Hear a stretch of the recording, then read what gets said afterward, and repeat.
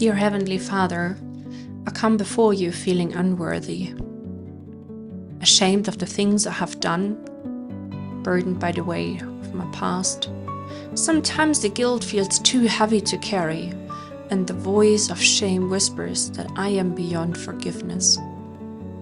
But Lord, you are not the voice of shame. You are the God of grace.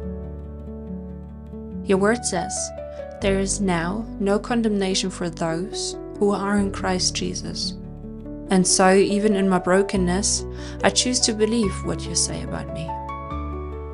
Jesus, you died not only to forgive my sin, but to free me from shame. You see my wounds and my regrets, and you still call me your beloved. Help me to accept your mercy. Teach me to walk in the light, not hide in the shadows. Remind me that I am not defined by my past, but by your love and what you have done for me. Holy Spirit, renew my mind. Quiet the lies, silence the shame, replace it with peace and the joy of salvation. Thank you, Father, for never turning away. Thank you for grace that covers all. I am yours, cleansed, restored, made new.